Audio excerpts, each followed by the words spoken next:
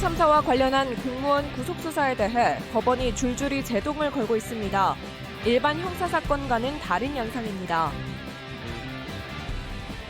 오송 참사 유족들은 지자체 책임자에 대한 첫 영장 기각에 유감을 표했습니다.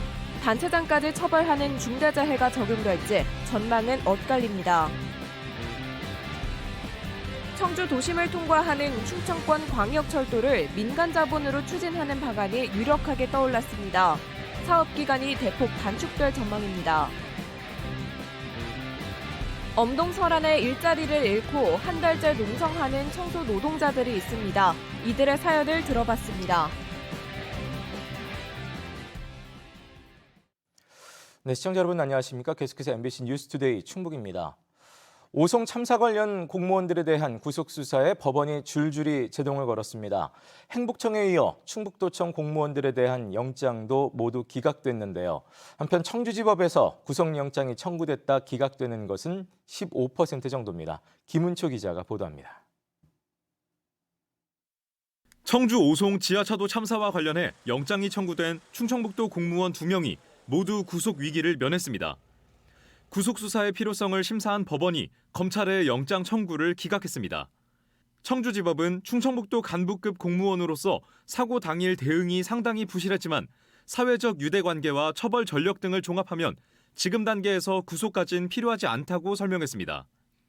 직업은 물론 주거지와 신분이 확실해 도주 우려가 없고 범죄 전력이 없는 데다 업무상 과실치사상 혐의도 다퉈볼 여지가 있어 실형을 장담할 수도 없는 상황이 판단에 영향을 미친 걸로 보입니다. 오송 참사와 관련해 지금까지 검찰이 구속영장을 청구한 피의자는 모두 9명.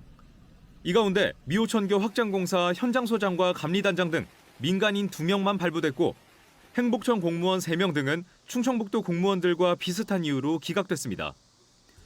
지난해 기준 전국 형사사건 구속영장 기각률은 평균 20.5%, 청주지법은 14.7%로 기각 확률이 상대적으로 더 낮습니다. 10중 2 정도가 기각이 되는데 여기는 거의 9중 2밖에 발부가 안 됐단 말이에요. 무리한 구속영장 청구였다. 그런 비판을 피하기가 어려운 그런 상황이 됐다라고 보고. 청주지검은 영장 기각에 아쉬움을 표하며 책임 소재를 규명하기 위해 계속해서 철저한 수사를 해나가겠다는 입장을 밝혔습니다. MBC 뉴스 김은초입니다.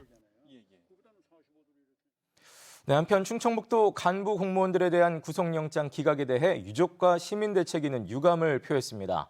이런 가운데 김영환 지사와 이범석 시장이 처벌을 받을지에 대해서도 전망은 엇갈리고 있습니다. 보도에 김대웅 기자입니다.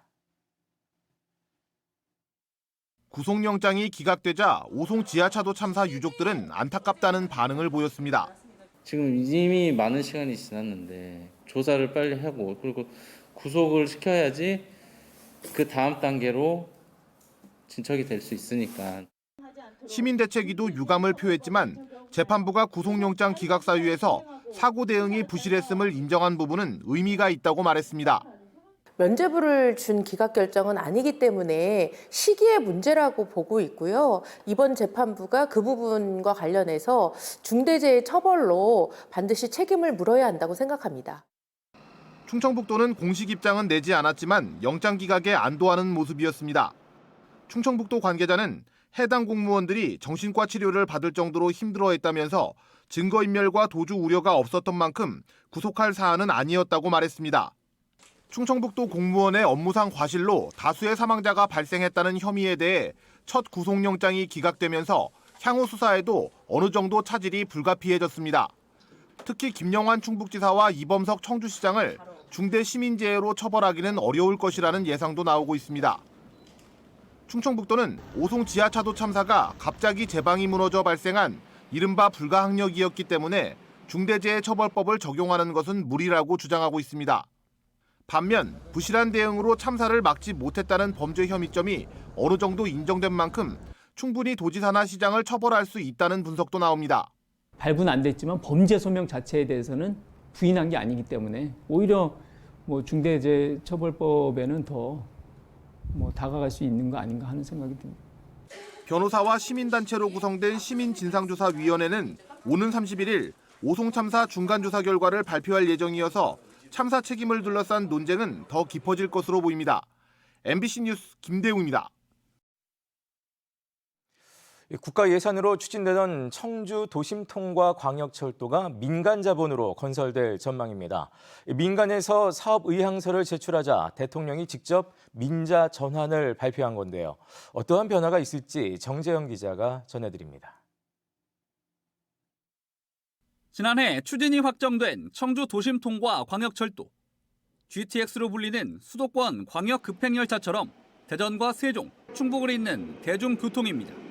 예산이 2조 원 이상 투입되는 만큼 사업성을 따질 예비 타당성 조사가 막 시작됐는데 정부가 돌연 민자 전환을 발표했습니다. 최고 시속 180km급의 XTX 프로젝트를 추진할 것입니다. 민간에서 민자 사업으로 제안한 대전, 세종, 청주 CTX부터 연내 사업에 착수하고 국토교통부는 지난해 8월 GTX A공사에 참여 중인 민간 사업자가 사업비 절반 이상 투자, 운영비 100% 부담을 내건 사업 의향서를 냈고 충북 등 3개 시도와 협의한 결과 민자 추진을 결정했다고 밝혔습니다. 4월까지 민간에서 공식 제안서를 접수하면 진행 중인 예탄은 철회하고 대신 민자 적격성 조사를 의뢰할 계획입니다. 안정적으로 사업을 가져가기 위해서 민자철도로 빠르게 그리고 지자체 부담을 덜어가면서 갈 수 있으면 좋지만 민간 사업자가 추진 제안서를 제출하지 않았을 때에 대비해서 제출할 때까지는 재정사업 예타로 계속 진행을 할 계획입니다. 민자 방식의 가장 큰 장점은 사업기간 단축. 국가와 지자체의 비용, 즉 재정사업으로 추진할 경우 보통 공사에만 8년 넘게 걸리는데 기간이 길수록 손해인 민자는 6년 안에 공사를 끝내기로 한 겁니다. 적격성 조사 기간도 예타보다는 1년 정도 짧습니다. 통상적으로 보면 기획부터 개통까지 한 5년 이상 단축하는 효과가 있다라고 보고 있기 때문에 그 충청권 주민분들한테 더 빠른 철도 서비스를 제공할 수 있다는 장점이 있어서 지자체 입장에선 총 공사비의 30%를 분담해야 하는 부담도 크게 줄일 수 있습니다. 민간이 약속대로 사업비의 절반 이상을 투자하면 나머지의 30%만 분담하면 됩니다. 40년간 민간이 수익을 갖는 대신 운영비도 전액 부담하기 때문에 적자 걱정을 하지 않아도 됩니다. 국토부는 민자 투입에 따른 이용료 상승 우려에 대해선 재정철도 대비 2배를 넘을 수 없고 정기 이용객 할인 제도인 K패스가 적용될 것이라고 설명했습니다. MBC 뉴스 정재영입니다. 첨단 재생 바이오 분야 글로벌 혁신 특구로 지정된 충청북도가 본격적인 특구 조성에 나섰습니다. 충청북도는 혁신 특구의 양대 축인 인허가 지원과 연구 개발 및 임상 지원에 참여할 지역병원과 충북 테크노파크 등 6개 유관기관과 업무 협약을 맺었습니다. 또 충북을 특구로 지정한 중소벤처기업부와 함께 바이오 의학 분야 기업들을 만나 원하는 지원 방향 등의 의견을 들었습니다. 글로벌 혁신 특구는 특정 분야의 신기술 활용과 실증을 위해 일정 기간 규제가 대폭 완화되는 지역으로 오는 2027년까지 충북 전역이 해당됩니다. 청주 눈썰 매장 붕괴 사고와 관련해 운영업체 대표와 현장 책임자가 업무상 과실치상 혐의로 불구속 입건됐습니다. 이들은 붕괴된 이동 통로 위에 눈이 쌓인 것을 보고도 조치를 하지 않아 인명피해를 초래한 혐의를 받고 있습니다. 경찰은 이들에게 눈썰 매장 운영을 위탁한 청주시 관계자들에 대해서도 내사 중인 것으로 전해졌습니다. 청주 눈썰 매장은 개장 하루 만인 지난달 24일 비닐하우스 형태의 통로 시설이 쌓인 눈의 무게를 이기지 못하고 붕괴돼 10여 명이 깔리는 사고가 났습니다. 갑자기 일자리를 잃고 한 달 넘게 농성을 벌이는 청소 노동자들이 있습니다. 천막을 펼치고 점거 농성을 벌이는 가운데 이들은 결국 단식 투쟁까지 돌입했는데요. 무슨 사연일까요? 이초원 기자가 살펴봤습니다. 청주 오송에 자리 잡은 한 법정협회 건물. 2년 동안 일했던 일터에 천막을 치고 로비를 점거했습니다. 매일 인사하던 직원들과 몸싸움도 벌어져 병원에 실려가기도 했습니다. 이곳에서 청소 일을 해오던 노동자들입니다. 하루아침에 일자리를 잃게 되자 꼬박 한 달을 이렇게 저항하고 있지만 달라진 건 없습니다. 환갑이 넘은 노동자는 단식에 들어갔습니다. 협회가 고용 안정을 보장할 때까지 무기한 단식을 진행한다. 대부분 60세 넘은 노동자들이 노동부와 사회의 도움을 청하고 나섰습니다. 협회가 진짜 사장이다. 원칙복직 이행하라. 이들은 자신들이 속한 용역회사가 협회와의 계약을 끝내면서 덩달아 일자리를 잃게 됐습니다.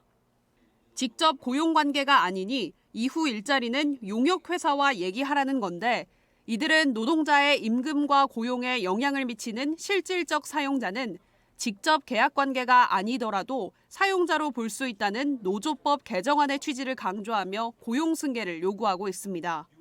협회가 아직까지도 노동조합과의 대화를 계속해서 거부하고 고용 안정을 보장하지 않고 있기 때문에 결국 무기한 단식에 돌입을 할 수밖에 없었습니다. 이에 대해 협회는 기존 용역업체가 계약을 연장하지 않아 새 업체와 계약을 맺었을 뿐이라며 법적으로 문제되는 부분도 없어 대응 계획은 없다는 입장을 전해왔습니다. MBC 뉴스 이초원입니다. 정부가 발표한 분평 2지구 택지 개발 계획으로 지구 내 개발 행위가 제한돼 있는 상태죠. 이로 인해 아파트 조합 등의 피해 호소가 이어지고 있습니다. 결국 논쟁은 행정 심판으로 이어지게 됐습니다. 이지연 기자가 보도합니다. 청주 옛 도심을 살려보자며 재개발이 추진되는 한 동네입니다. 소형 아파트 단지를 짓겠다는 5구역에 사업 인가나 착공을 기다리고 있습니다. 그중 철거까지 마무리한 남주 8구역이 첫 삽을 가장 먼저 뜨게 됐습니다. 당장 분양을 위해 견본주택 부지 임대차 계약까지 마쳤습니다. 그런데 뜻밖의 제동이 걸렸습니다. 2천여 제곱미터의 임대 용지입니다. 사업자는 지난해 11월 11일 계약을 했는데요. 나흘 뒤인 15일 국토교통부는 이곳을 포함한 130만 제곱미터를 공공주택지구 후보지로 선정했습니다. 시설물 설치, 토석 채취 등 각종 행위가 제한되면서 가설 건축물인 견본주택 축조도 어려워졌습니다. 아파트 조합은 하루하루가 돈이라 대책 없이 늦어지면 사업 성공을 장담하기 힘듭니다. 차질이 빚는 바람에 한 달에 저희가 대출 이자 나가는 게 대략 한 5천만 원 이상이 나가고 있고. 하지만 구제 방안이 마땅치 않습니다. 비정상적인 땅값 상승과 투기, 알박기 등 보상을 노린 행위를 제한하기 위해 불가피하다는 이유에서입니다. 잠깐 지었다 철거하는 가설 건축물도 예외를 둘 수 없다는 게 기관 설명입니다. 조합 측이 택지 개발 전에 철거하겠다고 약속해도 소용이 없습니다. 단개발에 대한 문제도 있고요. 가설 건축물을 또 이게 안 치우고 가시는 분들도 있고. 견본주택을 비롯해 건축 허가가 반려된 사례는 이 지구에서만 지금까지 6건. 골프 연습장과 소매업 등 차질을 빚은 사업주의 민원도 잇따르고 있습니다. 이해 당사자들과 적극적으로 소통을 해서 그들이 우려하고 필요한 게 무엇인지 정책에 반영을 해서 대체지를 제공을 하든지. 견본주택 축조가 어렵게 된 사업자는 충청북도의 허가권자인 구청을 상대로 행정심판을 청구했습니다. MBC 뉴스 이지연입니다. 자신이 근무하는 초등학교에서 학생을 성추행한 방과 후 교사에게 중형이 선고됐습니다. 청주지법 형사 11부는 지난 2022년 청주의 한 초등학교에서 13세 미만 아동을 성추행한 혐의로 기소된 방과 후 교사에게 징역 6년을 선고했습니다. 재판부는 선생님에 대한 신뢰를 이용해 가장 안전해야 할 공간인 초등학교에서 학생을 성추행한 것은 죄질이 나쁘다며 엄벌이 불가피하다고 판시했습니다.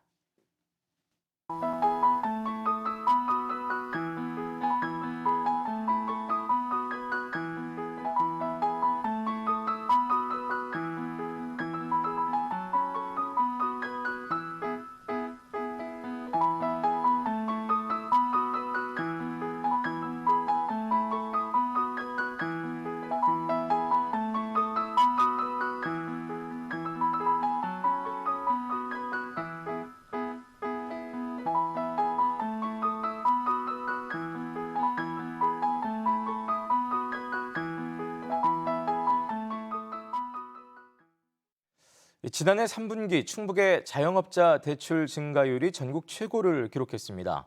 한국은행 충북본부가 집계한 지난해 3분기 자영업자 대출 잔액은 전분기보다 7천억 원 증가한 21조 8천억 원으로 전국에서 가장 높은 3.5%의 증가율을 나타냈습니다. 또 3분기 자영업 대출자의 연체율은 1.6%로 직전 분기보다 0.3%포인트 올랐고 연령별로는 60대 이상 고령층의 대출이 증가세로 전환됐습니다. 이에 대해 한국은행 충북본부는 3분기 충북의 자영업자 증가율이 전국에서 세 번째로 많았던 것과 관련이 있는 것으로 보고 있습니다. 제천의 아파트 전세가 주간 변동폭이 충북 평균의 5배 수준을 기록했습니다. 한국부동산원이 발표한 22일 기준 제천의 아파트 전세가 상승률은 0.26%로 충북 평균 0.05%를 크게 웃돌았습니다. 이는 충북에서 두 번째 상승률을 나타낸 청주 상당구 0.09%보다도 3배 가까운 변동폭입니다. 한편 충북의 아파트 매매가 주간 변동폭은 0%로 보합입니다. 옥천의 첫 공공 치매 전담 요양원이 상반기 개원을 예고했습니다. 옥천구는 옥천읍 교동리에 150억 원을 들여 지하 1층, 지상 2층, 연면적 3,000제곱미터 규모의 옥천 군립 치매 전담 요양원을 건립하고 3월까지 본격적인 운영을 위한 모든 준비를 마무리하기로 했습니다. 24개실 70명의 치매 노인을 수용할 수 있는 이 시설은 병설, 주야간 보호센터도 함께 운영할 예정입니다. 충주시가 오는 2040년까지 인구 25만 도시를 만들겠다는 계획을 발표했습니다. 2040년 충주시 도시기본계획안은 종전 2030년 기본계획과 달리 충주 일원을 특화 중심지구로 정해 관광 특화 기능을 강화하고 바이오헬스 국가산단 등 산업단지 개발로 성장 선도도시로 도약하겠다는 포부를 담았습니다. 충주시는 전문가와 시민을 대상으로 공청회를 열고 다음 달 7일까지 시민 의견을 받을 계획입니다. 지은 지 30년이 지난 음성 종합운동장이 개보수를 완료하고 재개장합니다. 25억 원을 들인 이번 보수공사는 선수와 이용객의 안전에 중점을 맞춰 종합운동장을 편안하게 이용할 수 있도록 관람석과 육상 트랙의 변형 부분을 교체했습니다. 네, 뉴스를 마칩니다. 고맙습니다.